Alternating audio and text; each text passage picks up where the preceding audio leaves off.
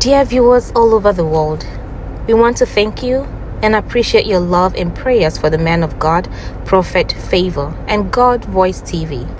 On the 19th of April 2023, the man of God prophesied as the Spirit of God gives him enablement to Africa. He said a new world order is coming to Africa.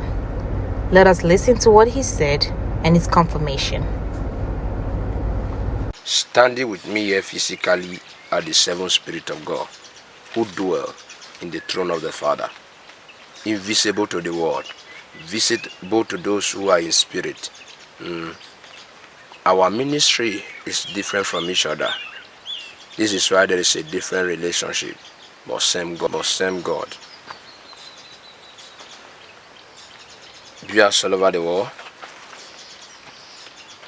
at 1:50 a.m. March 9, 2023, I received a warning to the Africa as a nation and as a people. This is the message.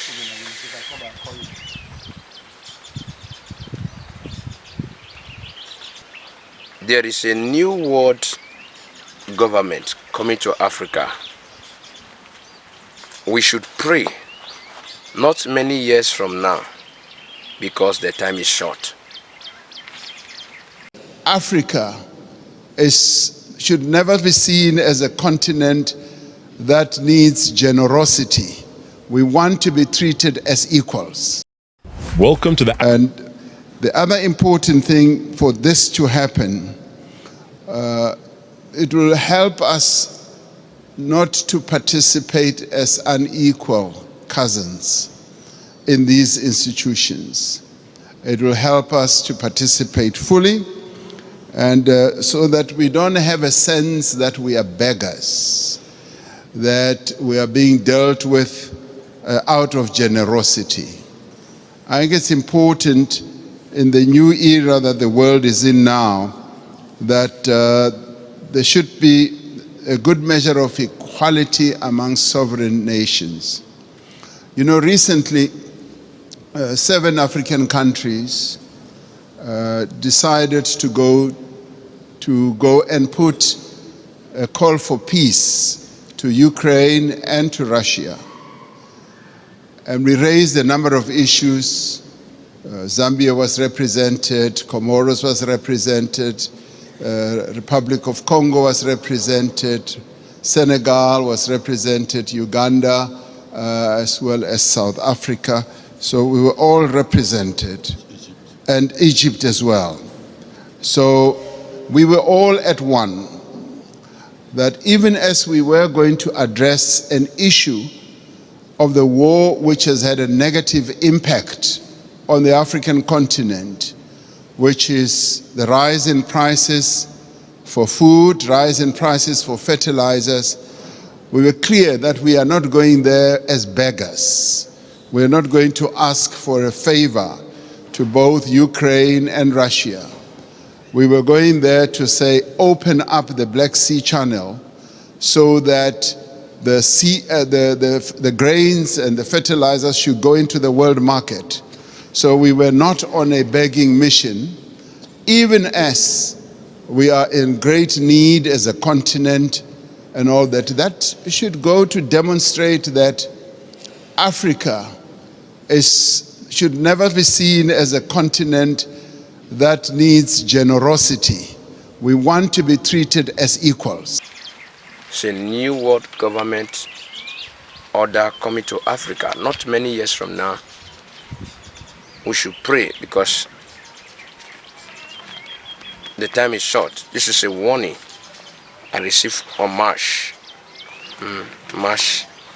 9 over the nation of Africa as a whole. Africa should pray, for this is coming. It's coming with force and power. Hoping to stop another West African coup in its tracks, Niger's Western backers and the regional bloc ECOWAS have frozen millions of dollars in aid. And on Sunday, Chad's President Idriss Déby met with Niger's ousted leader Mohamed Bazoum and separately with coup leader Abdurrahman Chiani in an effort to end the crisis. Such measures may include the use of force. But it's the threat of direct intervention that has alarmed Niger's military. On Sunday, ECOWAS threatened to use force unless civilian rule was restored within a week. And coup leaders have accused France, which has thousands of troops in Niger, of plotting an attack. That's been denied by Paris. Neighbouring Mali and Burkina Faso, themselves governed by military juntas, have rallied around the officers who ousted President Bazoum. We refuse to apply these illegal, illegitimate and inhumane sanctions against the people of Niger. We warn that any military intervention against Niger will be considered as a declaration of war against Burkina Faso and Mali. The US hasn't announced any sanctions so far, instead offering Niger's military time to reverse course. We haven't made a determination yet because it is still an ongoing fluid situation.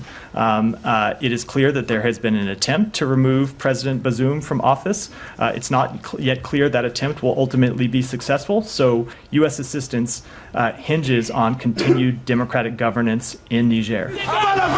And if Niger's military isn't swayed by the exodus of much-needed aid, it'll likely be felt by the millions of people living in one of the world's poorest countries.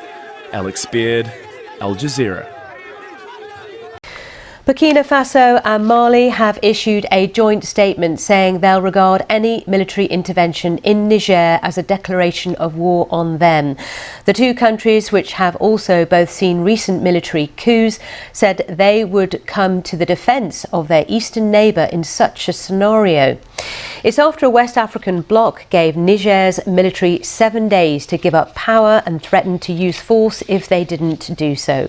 Before that joint statement from Mali and Burkina Faso was released, Niger's ambassador to the US spoke to my colleague Sumi Somaskanda.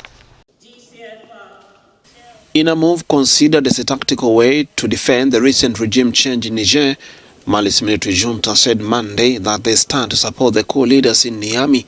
Mali said they stand together with Burkina Faso to defend Niger and further warned that any foreign military intervention within Niamey will be considered a declaration of war on both nations within Niger.